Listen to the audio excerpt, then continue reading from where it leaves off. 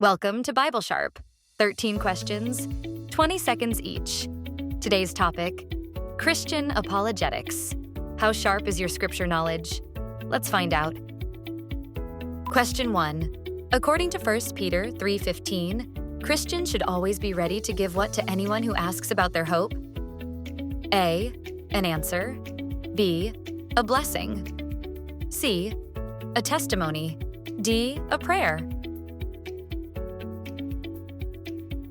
The correct answer is A. An answer. 1 Peter 3:15 tells believers to be ready to give an answer or defense to anyone who asks about the hope within them. Question 2. Which apostle addressed philosophers at the Areopagus in Athens? A. Peter. B. Paul. C. John. D. James.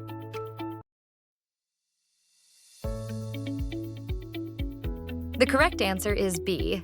Paul. Paul addressed the thinkers of Athens at the Areopagus in Acts 17, using their culture and language as a bridge to proclaim the true God. Question 3. What does the term apologetics literally mean in its original Greek context? A. To say sorry. B. To give a defense. C. To teach doctrine. D. To spread the word. The correct answer is B. To give a defense. The Greek term apologia refers to a defense or reasoned answer, not an apology in the modern sense of saying sorry. Question 4. In Acts 17, what inscription did Paul find on an altar in Athens? A. To Zeus. B. To an unknown god. C. To the Creator. D. To divine wisdom. The correct answer is B. To an unknown god.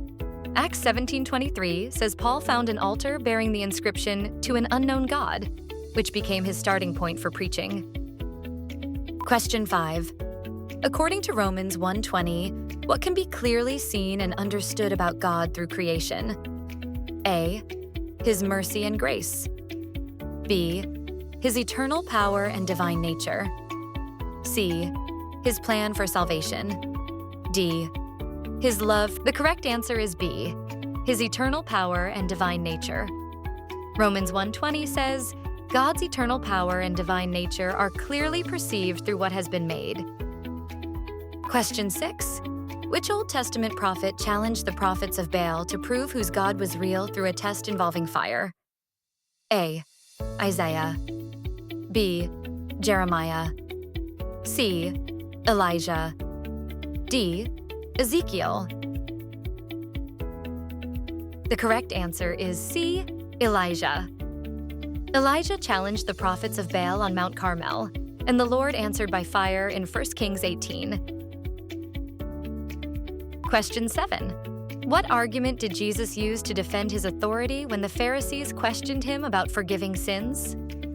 A. He quoted Old Testament prophecy. B. He demonstrated his power to heal. C. He appealed to his divine genealogy. D. The correct answer is B. He demonstrated his power to heal. In Mark 2:1-12, Jesus healed the paralytic to show that the Son of Man has authority on earth to forgive sins. Question 8. In Acts 17, Paul supported his message in Athens by quoting whom? A. Roman governors. B. Jewish rabbis. C. Greek poets. D. Temple priests.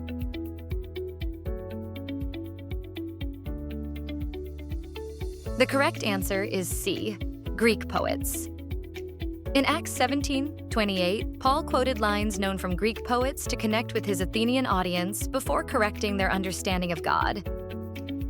Question 9. In 1 Corinthians 15, Paul presents evidence for the resurrection by mentioning how many witnesses saw Jesus alive? A. More than 200. B. More than 300. C.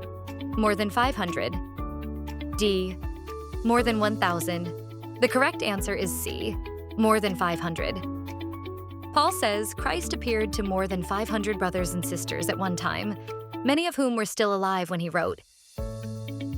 Question 10. What did Stephen use to defend his faith before the Sanhedrin that ultimately led to his martyrdom? A. Personal testimony. B. Miraculous signs. C. A review of Jewish history. D. Quotes from Greek philosophers. The correct answer is C. A review of Jewish history. Acts 7 records Stephen defending the faith by retelling Israel's history and showing their repeated resistance to God's messengers. Question 11. Which classical argument for God's existence is primarily based on the complexity and design observed in nature? A. Cosmological argument. B. Ontological argument. C. Teleological argument. D.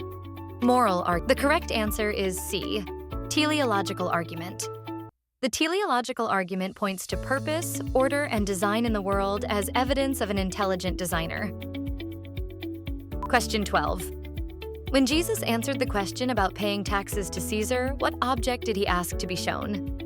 A. A tax record. B. A Roman sword. C. A coin. D. A crown.